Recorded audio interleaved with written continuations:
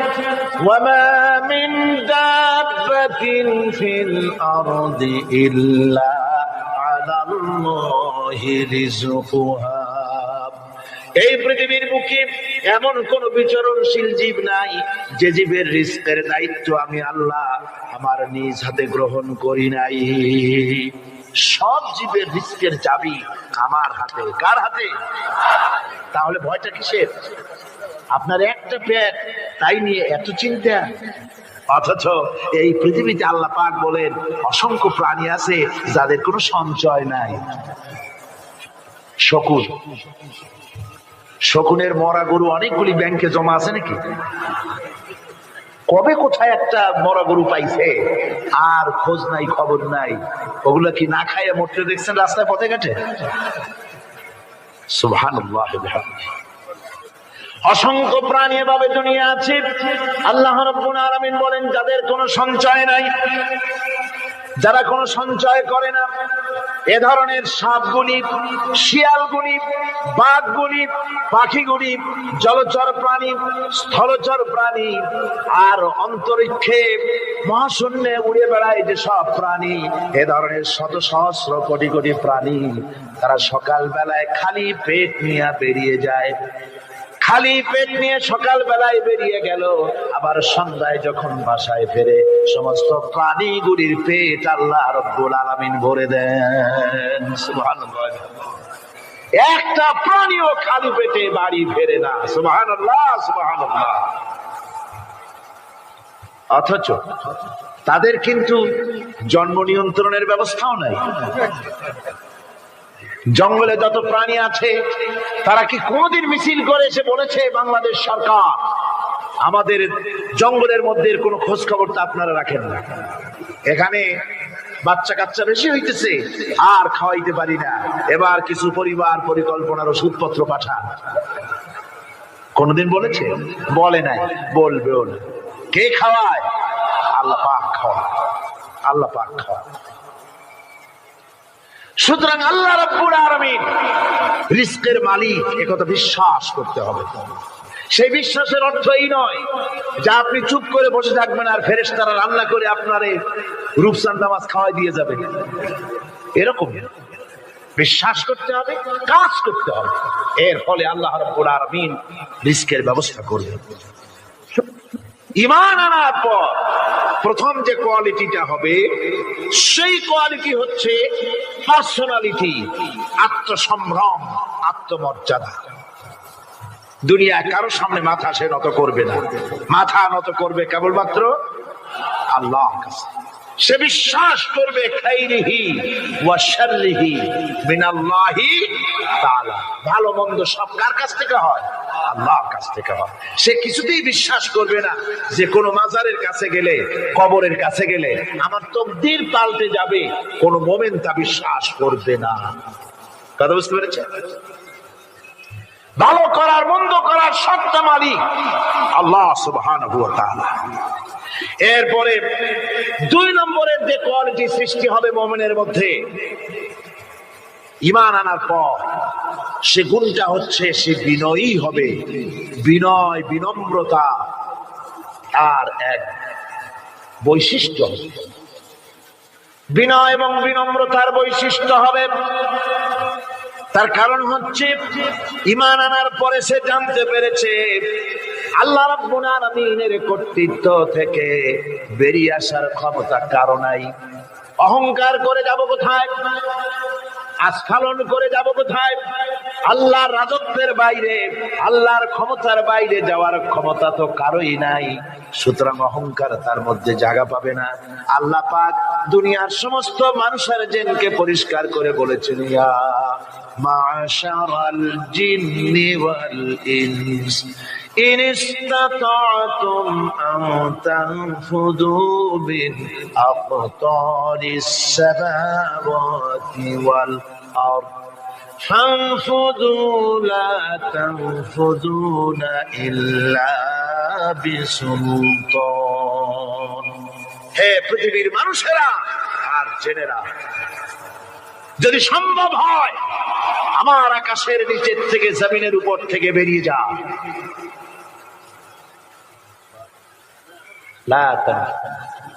বেরিয়ে যেতে পারবে না। আমি আকাশ এবং জমিন থেকে যদি সম্ভব করতে পারো বেরিয়ে যা। আর যদি কোনো আকাশ থাকে তার নিচে যা, আর যদি কোনো জমিন থাকে তার উপরে যাও। এমন দেশ যদি পাও যেখানে আমার আলো ছাড়া কোনো আলো আছে, আমার বাতাস ছাড়া কোনো বাতাস আছে, আমার চাঁদ সূর্য ছাড়া কোনো চাঁদ সূর্য আছে, যাও সেখানে। আল্লাহ রাব্বুল আলামিন বলেন নাই এরকম যাওয়ার কোনো উপায় নাই। আমি আল্লাহ রাব্বুল আলামিন আকাশ আর জমিন দিয়ে প্যাকেট করে রেখেছি, আটকায় রেখেছি। আমার রাজত্ব থেকে, আমার ক্ষমতা থেকে, আমার কর্তৃত্ব থেকে বেরিয়ে যাওয়ার ক্ষমতা কোনো মানুষের নাই, কোনো জেনের নাই, কোনো প্রাণীর নাই। সুবহানাল্লাহ। মানুষ হচ্ছে অহংকার কিসের হবে? তোমরা হচ্ছ ফকির। আল্লাহ পাক বলছেন ওয়াল্লাহুল গনি ওয়া আনতুমুল ফুকারা। আল্লাহ হচ্ছেন গনি। আল্লাহ কি? গনি, বেনিয়াস, বেপরোয়া। ফাআলুল লিমা ইউরিদ, যা খুশি তাই করেন, কারো মুখাপেক্ষিতির নয়। কোরআনে কারীমে রব্বুল আলামিন বলেছেন নবী আপনি আমার ব্যাপারে, আমার গুণাবলীর ব্যাপারে বলুন। কুল হুয়াল্লাহু আহাদ। পড়েন সবাই। কুল হুয়াল্লাহু আহাদ আল্লাহুস সামাদ লাম ইয়ালিদ ওয়া লাম ইউলাদ ওয়া লাম ইয়াকুল লাহু কুফুয়ান আহাদ। আল্লাহ পাক বলেন বান্দারে ও আমার নবী আপনি বলুন আল্লাহ পাক এক এবং একক, তিনি নিরঙ্কুশ, তিনি বেনিয়াস, তিনি কারো মুখাপেক্ষী নন, তিনি কাউকে জন্ম দেন নাই, তাকেও কেউ জন্ম দেয়নি। আকাশ এবং জমিনে আল্লাহর সমকক্ষ কেউ নাই। তোমরা হচ্ছ ফকির আর আমি আল্লাহ হচ্ছি বেনিয়াস। লিল্লাহি মা ফিস সামাওয়াতি ওয়া মা ফিল আরদ। আকাশে যা আছে, জমিনে যা আছে, সব আল্লাহ। সব কার? আল্লাহ পাকের। সুতরাং কিসের অহংকার, কিসের মাতবাড়ি? মানুষ পেছনের কথা ভুলে যায়, মোটেই চিন্তা করে না। একটু আগে যারা ক্ষমতায় ছিল আজকে তারা ক্ষমতা হারা। আজকে যারা ক্ষমতায় এলো তারা আবার ক্ষমতা মস্তদে বসে দুনিয়ার সব বিপদ আপদ ভুলে যায়। কি করে আরো বেশি লুটপাট করা যায়, আরো বেশি মানুষকে শোষণ করা যায়, মানুষ এই চিন্তাই করে। অহংকারে, ক্ষমতার দর্পে ফেটে পড়ে, চিন্তা করে না পেছনের কথা। আল্লাহ রাব্বুল আলামিন বলেন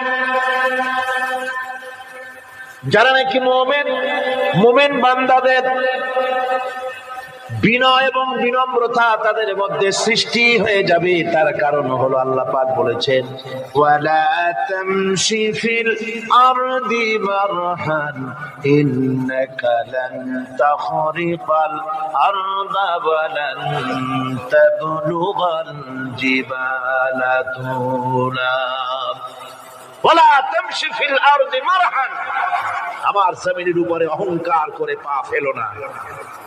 তুমি কি পারবে অহংকার করে আমার জমিনটাকে বাটাই দিতে? কি বলেন, পারা যাবে? অহংকার করে জমিনের উপরে লাথি মারেন জোরে, জমিন ফাটবে? ফাটবে না, আপনার পা ছিঁড়ে যাবে। আপনি কি পারবেন অহংকার করে পাহাড়ের উচ্চতা লাফ দিয়ে ছাড়াই যেতে পারবেন? তাও পারবেন। সুতরাং আল্লাহ পাকের উপরে ঈমান আনলে পরে তাদের মাথা এভাবে নত হয়ে যায়, অহংকার তাদের মধ্যে জায়গা পায় না। অহংকার কিসের? কিসের অহংকার তোমার? মানুষ তার জন্মের কথা, কোরআনে কারীম বলে মানুষ কি তার জন্মের কথা স্মরণ করে না? তোমার তো এমন অবস্থা ছিল দুনিয়ায় উল্লেখযোগ্য বিষয়বস্তু হিসাবে তুমি পরিগণিত ছিলে না। তুমি হচ্ছ, তোমার জন্মের উৎস কথা হচ্ছে এক ফোঁটা নাপাক পানি, এমন নাপাক পানি যা শরীর থেকে নির্গত হলে পরে গোসল করা ওয়াজিব হয়ে যায়। এমন এক ফোঁটা নাপাক পানি যার জন্মের উৎস, তার আবার অহংকার কিসের? পৃথিবীতে অহংকার যারাই করলো আল্লাহ পাক তাদেরকে ভালো করে দেখায় দিলেন। নমরুদকে দেখাইছেন, ফেরাউনকে দেখাইছেন, যুগের ছোট ছোট নমরুদ ফেরাউন, যেখানে যেখানে খুঁজে খুঁজে ফেরাউন হয়েছে আল্লাহ সকলকেই দেখিয়ে দিয়েছেন, দেন নাই? দেখিয়ে দিয়েছেন। সুতরাং মাথা নিচু করে চলতে হবে, বিদ্যার বড়াই করা চলবে না। কত লেখাপড়া করেছো তুমি? এমএ পাস করেছো, তাতে কি হয়েছে? সবে মাত্র বর্ণবোধ পড়েছো, জ্ঞানের রাজ্যে পা ঢুকিয়েছো, এখনো কিছু শেখনি। টাইটেল পাস করেছো তো কি হয়েছে? কদ্দুর শিখেছো? নিউটনের মতো মানুষ মৃত্যুর সময় বললেন, জ্ঞান সমুদ্রের বেলাভূমিতে দাঁড়িয়ে সামান্য বালু কণা নিয়ে নাড়াচাড়া করলাম, অথই সমুদ্রের কিছুই দেখতে পারলাম না। শেখ সাদি রহমতুল্লাহ আলাইহি ইন্তেকালের সময় বলেছেন, মালুম শোধ কি হিচ মালুম না শোধ, সারা জীবন সাধনা করে বুঝিলাম ইহা যে কিছুই বুঝিলাম না। এগুলি হচ্ছে জ্ঞানীদের কথা। আর কোন রকম ইউনিভার্সিটির বারান্দা দিয়ে 3-4 দিন হাঁটছে, কয় যে সব বুঝি। কি বুঝছো? দেয়ার ইজ নো গড, স্রষ্টা বলতে কেউ নেই। পাগল কি আর কাছে ধরে মিয়া? সুতরাং বিদ্যার বড়াই চলবে না, স্বাস্থ্যের বড়াই চলবে না, অর্থের বড়াই চলবে না। অর্থের বড়াই করবে, কত অর্থ তোমার হয়েছে আল্লাহ যদি ইচ্ছে করেন ব্রেনের মধ্যে, মগজের মধ্যে এমন টিউমার করে দিবেন, মগজের মধ্যে এমন ক্যান্সার করে দেবেন, হার্টের ভিতরে এমন ক্যান্সার লাগায় দিবেন, 14 গোষ্ঠী বিক্রি করলে ঔষধের পয়সা হবে না। পারবে কিনা আল্লাহ কন? জোরে বলবেন পারবেন কিনা? এমন বহুত অসুখ আছে ডাক্তাররা বোঝেই না ঔষধ দেবে কি রোগ, ডাক্তাররাই বোঝেন। এগুলি ইংল্যান্ড এবং আমেরিকায় যখন যাই সেখানে বহুত লোক দোয়া নিতে আসে, কয় যে হুজুর দোয়া করেন, দিনদিন পর্যন্ত রোগে ভুগতেছি। কি রোগ? অমুক রোগ। তাই এখানে এত মডার্ন মেডিকেল সায়েন্স এত উন্নত হয়েছে, ডাক্তাররা কি কয়? কয় ডাক্তাররা ব্লাড, স্টুল, ইউরিন, কুষ্ঠসুদ্ধা টেস্ট করিয়া কয় যে বুঝি না কি হয়েছে। সুতরাং মুমিন বান্দা যারা আল্লাহর দ্বীনকে কবুল করবে, কালেমা পড়বে, তার অন্যতম একটি কোয়ালিটি হচ্ছে সে বিনয়ী, বিনম্র হবে। সুবহানাল্লাহ পড়ে। অহংকার তার মধ্যে জায়গা পাবে না।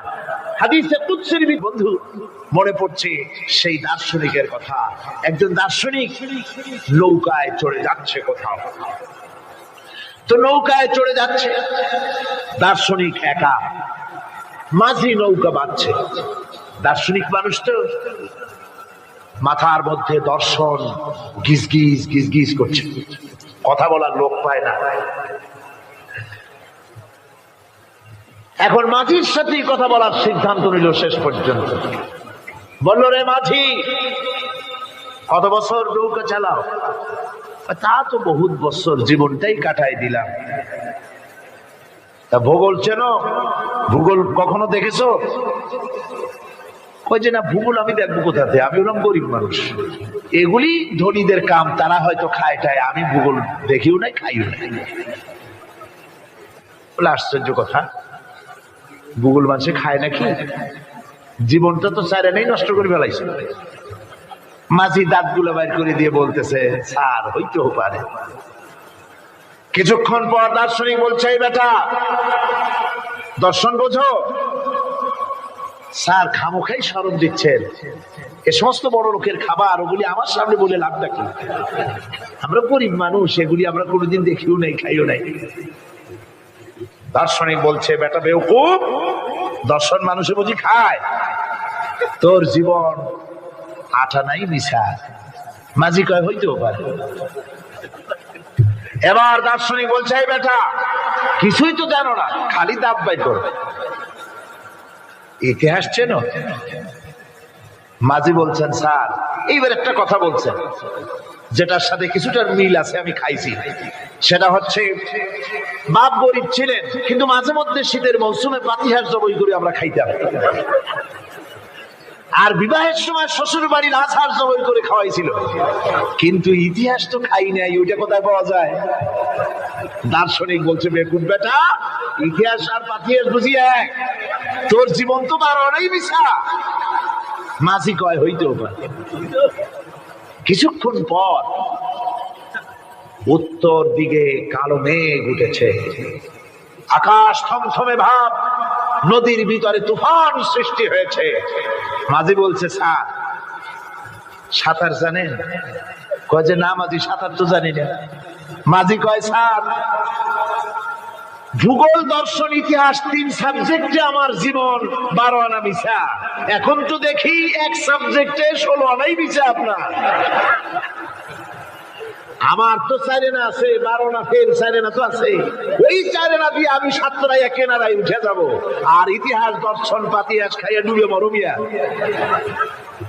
এবার দার্শনিক বলছে আরে মাঝি, মানুষ কি এরকম নৌকো ডুবে মরে নাকি? কয় মরে না, আমার বাপ এই নৌকার মাঝি ছিল, তারপরে এই নৌকা বাইতে বাইতে আমার বাপ এই নৌকার মধ্যে মরছে ডুবিয়া। আচ্ছা তোমার দাদা? আমার দাদাও মাঝি ছিল, এই নৌকা বাইতে গিয়ে সেও মরছে। তোমার নানা? আমার নানাও এরকম নৌকা বাইয়া এরকম মাঝি হয়ে মরছে। দার্শনিক কয় তুমি তো দারুণ বেহায়া, যে নৌকায় তোমার বাপ মরলো দাদা মরলো সেই ব্যবসা তুমি ছাড়তে পারো না, তুমি তো দারুণ বেহায়া। মাঝির বুদ্ধি কম না। মাঝি কয় যে স্যার আপনার বাপ জিন্দা আছেন? কয় না মারা গেছে। কোথায় মরছে? ঘরের মধ্যে খাটের উপরে চিত হইয়া আরামসে মারা গেছে। আপনার দাদা? বলে তিনিও ঘরের মধ্যে বাস করেন, ওইখানে ঘরের মধ্যেই মারা গেছেন খাটের উপরে। আপনার নানা? উনিও ঘরের মধ্যে চিত হয়ে আরামসে মারা গেছে। মাঝি কয় যে আপনিও তো বেশরম কম না, যে ঘরের মধ্যে আপনার দাদা মরলো, নানা মরলো, গুষ্টি মরলো, সেই ঘরটা তো এখন আপনি সারতে পারেন নাই। এর দ্বারা মাঝি বুঝাইতে চাইল এই কথা, দার্শনিক সাহেব মৃত্যুর জন্য সময় হলো আসল কথা। সময় যখন এসে যাবে, সে যে জায়গায় হোক মৃত্যু তাকে ছাড়বে না। মৃত্যু যখন আসবে জায়গায় পৌঁছতে হবে, আর সময় যখন আসবে 1 মুহূর্ত আগে পিছু করা হবে না। মউত আসার সাথে সাথে আজরাইল তার সামনে এসে যাবে, 1 মুহূর্ত বাঁচতে পারবে না। সুতরাং মুমিন ব্যক্তি তার দিলের মধ্যে মৃত্যু সম্পর্কে কোন ধরনের ওই ধরনের চিন্তা থাকবে না, পরানটা নিয়ে কোন রকম নিবাসী এরকমের চিন্তা থাকবে না। জীবন আল্লাহ দিয়েছেন, আল্লাহ নিবেন, সময় আসলে 1 মুহূর্ত দেরি করা হবে না। সুতরাং সেই জীবনটা যিনি দিয়েছেন তার রাস্তায় যাওয়ার জন্যই সে তৈরি থাকবে। এটা হলো মুমিনের কোয়ালিটি। আমার বন্ধুগণ, এরপরে মুমিনদের ভিতরে আরেকটা জিনিস হবে, সেটা হচ্ছে ইউনূস আলাইহিস সালাম মাছে তারে গিলে ফেলে দিল। হতাশায় তিনি হার্ট ফেল করেন নাই। মাছের পেটের মধ্যে যদি কেউ চলে যায়, বেরিয়ে যাওয়ার জন্য কোনো ব্যাকডোর আছে নাকি? কোন পালাবার কোন রাস্তা আছে? মাছের পেটের জানালা দরজা আছে? কিছুই নেই। তিনি হতাশ হলেন না। মাছের পেটের ভেতরে বসে হযরত ইউনূস আলাইহিস সালাম বুক ভরা আশা নিয়ে আল্লাহর দরবারে তিনি ঘোষণা করলেন, লা ইলাহা ইল্লা আনতা সুবহানাকা ইন্নী কুনতু মিনাজ জালিমিন। পড়েন না সবাই, লা ইলাহা ইল্লা আনতা সুবহানাকা ইন্নী কুনতু মিনাজ জালিমিন। হযরত ইউনূস আলাইহিস সালাম বলেন, আল্লাহ তুমি ছাড়া কোনো ইলাহ নাই, তোমার পবিত্রতা ঘোষণা করছি, আমি জালিমদের অন্তর্ভুক্ত হয়ে গেছি। তিনি যখন চিল্লাচ্ছিলেন, মাছের পেটের ভিতরে বসে যখন কাতরুক্তি করতেছিলেন, আল্লাহ বুঝি তখন শোনেন নাই সে কথা? কি বলেন? আল্লাহ বুঝি তখন তন্দ্রায় বা নিদ্রায় ছিলেন না? আল্লাহ পাক কি ঘুমান? তন্দ্রায় যান? লা তাখুযুহু সিনাতুন ওয়ালা নাওম। আল্লাহ রাব্বুল আলামিন বলেন, কোন তন্দ্রা বা নিদ্রা আল্লাহ রাব্বুল আলামিনকে স্পর্শ করে না। হযরত ইউনূস আলাইহিস সালাম যখন মাছের পেটের ভিতরে বসে চিৎকার মারলেন, আল্লাহ পাক বলেন, ইউনূস রে তোমার ওই ডাক কেউ শোনে নাই। দুনিয়ার কোন রাজা বাদশাহ শোনে নাই, দুনিয়ার কোন বন্ধু বান্ধব তোমারও শোনে নাই, কিন্তু আমি তোমার আরশের মালিক আমি রব্বুল আলামিন শুনেছি। শুধু শুনি নাই, সঙ্গে সঙ্গে জবাব দিয়ে দিয়েছি। ফাস্তাজাবনা লাহু ওয়া নাজ্জাইনাহু মিনাল গাম্মি। পড়েন, ফাস্তাজাবনা লাহু ওয়া নাজ্জাইনাহু মিনাল গাম্মি ওয়া কাযালিকা নুনজিল মুমিনিন। আল্লাহ পাক বলেন, আমি জবাব দিলাম। মাছের পেটের ভিতরে বেদনা শুরু হয়ে গেল, মাছ আর তলদেশে শুয়ে থাকতে পারলো না, সাঁতরাতে পারলো না, মাছ ভেসে উঠলো উপরে। পেটের যন্ত্রণায় মাছ কিনারায় চলে এসে বমি করে দিতে পারলে যেন বাঁচি, এই অবস্থা মাছের হলো। কিনারায় চলে এলো, বমি করে ইউনূস আলাইহিস সালামকে ফেলে দিল, মাছও বাঁচলো, ইউনূস আলাইহিস সালামও বাঁচলো। আল্লাহ রাব্বুল আলামিন বলেন, মুমিনেরা শোনো, শুধু ইউনূসকে নয়, ওয়া কাযালিকা নুনজিল মুমিনিন। এইভাবে করে মুমিন বান্দারা যদি আমাকে ডাকি, আমার কাছে যদি হাত ফাইলায়, আমি আল্লাহ রাব্বুল আলামিন মুমিনদের এভাবে বিপদ মুক্ত করে দেই। আল্লাহ পাক বিপদ মুক্ত করে দেন। ওয়া মান ইয়াত্তাকিল্লাহা ইয়াজআল লাহু মাখরাজা। আল্লাহকে যে ভয় করে, আল্লাহ তার জন্য রাস্তা খুলে দেন। জোরে কোন সুবহানাল্লাহ। দেখেন, ইউসুফ আলাইহিস সালাম জুলাইখা তাকে আটকায় ফেলেছে ঘরের মধ্যে, তালা দেওয়া, খিল দেওয়া, সিটকানি মারা, পালাবার পথ নাই, চতুর্দিকে উলঙ্গ নগ্ন চিত্র। আর এই সুন্দরী যুবতী নারী জুলাইখা তার প্রেম নিবেদন করেছে হযরত ইউসুফের কাছে। যৌবনে ভরা, টকবকে যৌবনের যুবক হযরত ইউসুফ আলাইহিস সালাম, সৌন্দর্যের পিরামিড, বাঁচার কোনো পথ নাই জুলাইখার কুপ্রবৃত্তি চরিতার্থ করে দেওয়া ছাড়া। কিন্তু হযরতে ইউসুফ আলাইহিস সালাম আল্লাহ রাব্বুল আলামিনকে ডাকলেন, হতাশায় ভেঙে পড়লেন না, আল্লাহকে ভয় করলেন, আল্লাহকে ডাকলেন। আল্লাহকে ডেকে, আল্লাহকে ভয় করে তালাবদ্ধ দরজার দিকে যখন দৌড় মারলেন, রব্বুল আলামিন আপন কুদরতে দরজার তালাগুলি খুলে দিলেন। ভাইরা আমার, এভাবে করে মুমিনেরা কখনো হতাশ হয় না। ফাইন্না মাআল উসরি ইউসরা, ইন্না মাআল উসরি ইউসরা। মনে রাখতে হবে, দুঃখ কষ্টের সাথে থাকে সুযোগ সুবিধা, আর প্রত্যেক অসচ্ছলতার থাকে সাথে থাকে উদার সচ্ছলতা। এই এর কোনো বিপরীত আছে। وَإِذَا سَأَلَكَ عِبَادِي عَنِّي فَإِنِّي قَرِيبٌ। আল্লাহ পাক বলে, বান্দা যখন আমাকে ডাকে, আমি বান্দার একদম নিকটে, তার ঘাড়ের চাইতেও নিকটে। ওয়ানাহানু আকরাবু ইলাইহি মিন হাবলিল ওয়ারিদ।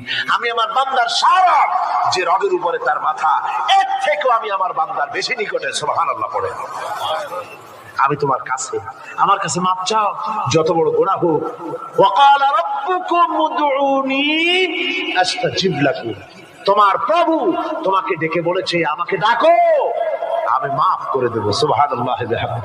কত বড় কথা, আমাকে ডাকো, নিরাশ হয়েও না, হতাশ হয়েও না। আল্লাহ গজব বেশি না রহমত বেশি?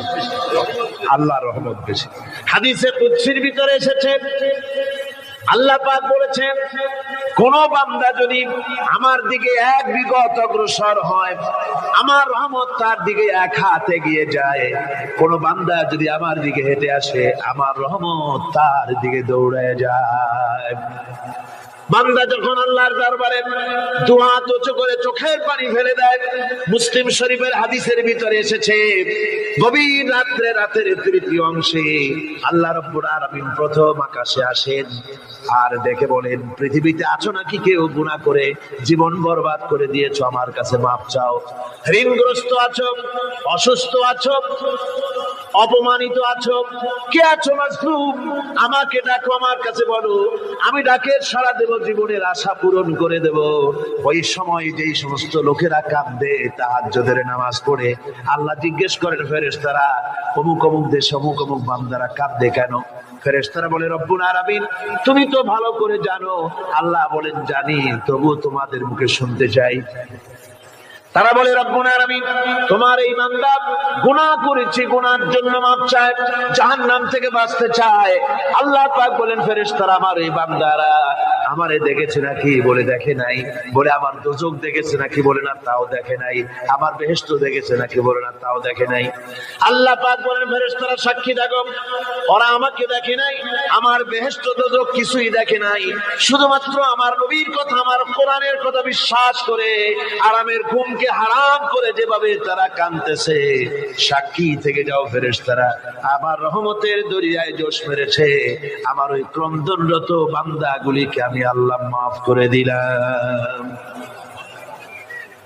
সুতরাং মুমিন বান্দা যারা, আল্লাহর মুমিন বান্দা যারা, এই ঈমানের কোয়ালিটি এটাও হতাশায় নিরাশায় ভেঙে পড়বে না। গুনাহ তো মানুষই করে, গুনাহ হয়ে গেছে মাপ চাও। তোমার গুনাহ কদ্দূর? তোমার গুনাহ যদি হয় পাহাড় সমান, আল্লাহর রহমত আকাশ সমান। জাহান্নামের কঠিন শাস্তি থেকে বাঁচতে হলে আল্লাহর প্রতি ঈমান আনতে হবে। আর ঈমান আনলে যে কোয়ালিটি গুলি হওয়া উচিত সেগুলি আমি আপনাদের সামনে আলোচনা করছি। এরপর আরেকটি কোয়ালিটি হবে মুমিনের, তা হলো কঠোর কঠিন বিপদে অবিচল থাকবে, বিপদে ভেঙে পড়বে না। বিপদ আপদ শত্রুতা ক্ষয় ক্ষতি যা কিছু হয় সবই আল্লাহর পক্ষ থেকে, এটা মেনে নিতে হবে এবং ধৈর্য ধারণ করতে হবে। বিপদ মুসিবত শুধু উম্মতের জন্য নয়, দুনিয়ার সমস্ত নবীদের বিপদ এসেছে, হয় নাই? নবীদের বিপদ আসে নাই? কোরআনে কারীম থেকে শুনুন, আল্লাহ রাব্বুল আলামিন বলেন ওয়া কাযালিকা জাআলনা লিকুল্লি নাবিয়্যিন আদুওয়াম মিনাল মুজরিমিন। আল্লাহ পাক বলেন এমনি করে আমি সকল নবীদের শত্রু বানিয়ে দিয়েছি সব পাপিষ্ঠ আর অপরাধ প্রবণ লোকদেরকে। প্রত্যেক যুগে নবীদের শত্রু ছিল, প্রত্যেক যুগে নবীদের কি ছিল? শত্রু ছিল। সে শত্রু কারা ছিল? আল্লাহ পাক বলছেন নবীদের শত্রু ছিল পাপিষ্ঠ আর অপরাধ প্রবণ লোক, এরাই ছিল নবীদের দুশমন। রাসূলগণের অবস্থা যদি এই হয় তাহলে তার উম্মত, ওই দিনের ধারক বাহক যারা, তাদের বুঝি বিপদ আপদ হবে না নাকি? হবে কিনা? তো ইসলামের বিরোধিতা যারা করে, কোরআনের পরিভাষায় বলা হয়েছে ইসলামের দুশমন, নবীদের দুশমন।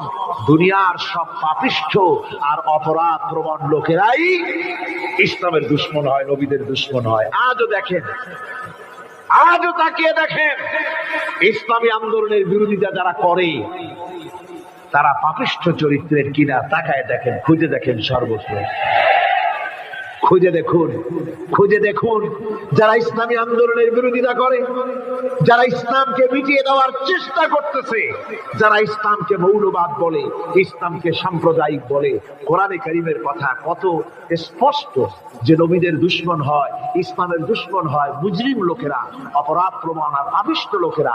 আজও আমরা দেখতে পাই এই শ্রেণীর লোকেরা পাপিষ্ঠ এবং সবচেয়ে সমাজের নিকৃষ্ট ধরনের চরিত্রহীন লোক। নামাজ নাই। আপনি খুঁজে দেখেন ইসলামী আন্দোলনের বিরোধিতা যারা করছে, যারা নেতৃত্ব দিচ্ছে, নামাজ নাই, রোজা নাই, চরিত্র নাই, হজ নাই, যাকাত নাই, মদ, জুয়া, জেনা, ব্যভিচার ইত্যাদিতে লিপ্ত। চেহারা দেখলে ছেলেপেলেরা 2 গ্লাস পানি খায় ভর ছোটে। কথা ঠিক কি না কর? এই হলো অবস্থা। মারে কেন? মুমিনদেরকে, পয়গম্বরদেরকে, সাহাবীদেরকে এবং ঈমানদারদেরকে মারে কেন? তার কারণ হচ্ছে আল্লাহ রাব্বুল আলামিন বলেছেন ওয়া মা নাকামু মিনহুম ইল্লা আইয়ুমিনু বিল্লাহিল আজিজিল হামিদ। কাফিররা ঈমানদার লোকদেরকে অন্য কোন অপরাধী নির্যাতন চালায় না, নির্যাতন চালায় শুধু এই কারণে যেহেতু মুমিন লোকেরা পরাক্রমশালী, আল্লাহ রাব্বুল আলামিনের দ্বীনকে কায়েম করতে চায়, তার উপরে ঈমান এনেছে, এই কারণেই তারা মারে। ঠিক কিনা কর? যুগে যুগে নবীদের উপরে সাহাবীদের উপরে যে অত্যাচার হয়েছে, সে অত্যাচার এই কারণেই হয়েছে, অন্য কোনো কারণে নয়। এই কঠিন বিপদে অবিচলতা এবং ধৈর্যের দৃষ্টান্ত নবীগণ পেশ করেছেন পৃথিবীর বুকে। আমরা দেখেছি ইব্রাহিম আলাইহিস সালামকে আগুনে ফালানো হয়েছে, আছে না কোরআন শরীফে? আমি কিন্তু গল্প করতেছি না, সব কোরআনের কথা। কিসের কথা? ইব্রাহিম আলাইহিস সালামকে আগুনে ফালানো হচ্ছে। অপরাধ কি? অপরাধ হচ্ছে হযরত ইব্রাহিম আলাইহিস সালাম দাওয়াত দিয়েছেন লা ইলাহা ইল্লাল্লাহ। জোরে পড়েন লা ইলাহা ইল্লাল্লাহ, লা ইলাহা লা ইলাহা ইল্লাল্লাহ মুহাম্মাদুর রাসূলুল্লাহ। হযরত ইব্রাহিম আলাইহিস সালাম দ্বীনের দাওয়াত দিয়েছেন, এক আল্লাহর দাওয়াত দিয়েছেন, ঈমানের দাওয়াত দিয়েছেন। আর কোন অপরাধ ছিল না। নমরুদ সহ্য করতে পারলো না।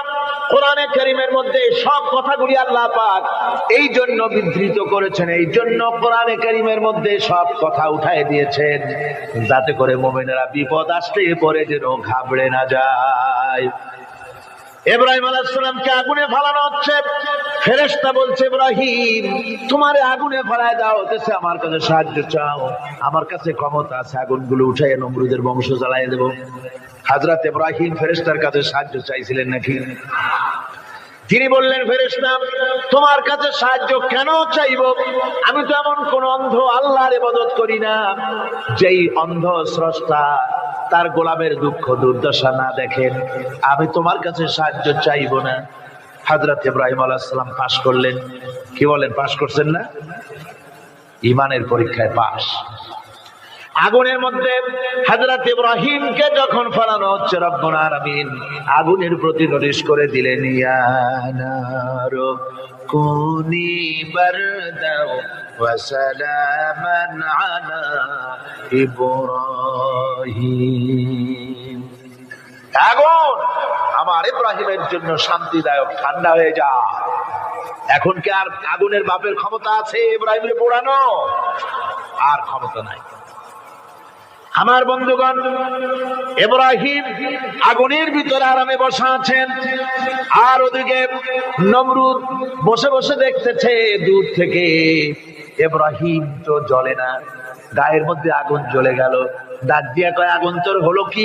কেন জ্বালাইতে পারিস না আমার দুশমন রে? হলোটা কি তোর? তোর কি জ্বালানো শক্তি বন্ধ হয়ে গেল নাকি? আগুনের ভিতর থেকে জবাব এলো, নমরুদ রে, আমার ভিতরে জ্বালানোর শক্তি আছে কি নাই যদি প্রমাণ করতে চাও, টেস্ট করতে চাও, তুই নিজে আয়, তোরে শুদ্ধ তামাম দুনিয়া জ্বালাই দিতে পারি, ইব্রাহিমের এক গাছা পশমও জ্বালাই দিতে পারি না। তার কারণ হচ্ছে আমি হচ্ছি মাখলুক, আল্লাহ হচ্ছেন খালিক। আল্লাহ আমাকে বলেছেন না জ্বালাতে, তুমি 1000 বার বললেও আমি ইব্রাহিমকে জ্বালাইতে পারবো না। কোরআনে কারীমে ঘটনা বলে মুমিনদেরকে সাহস দেওয়া হচ্ছে, মুমিনেরা দ্বীনের কাজ করতে গিয়ে বিপদ আবাজ আসবে, ঈমানের দাবি হলো বিপদ আসবে, আর বিপদ আসলে ঘাবড়ায় যেও না, মুসিবতে পড়ে চিন্তায় পেরেশানে হয়রান হয়ে যেও না। বিশ্বকবি আল্লামা ইকবাল কি সুন্দর করে বলেছেন, আজ ভি হো জু বিরাহিম কা ইমা पैदा आग कर सकती है एक अंदाज गुलिस्तान पैदा। ইব্রাহিমের ঈমান যদি আজিও কোথাও হয় বিদ্যমান, করতে পারেন অগ্নিকুণ্ডে খুবসুরত এক গুলিস্তান। আজও যদি আগুনের ভিতরে কোন নমরুদ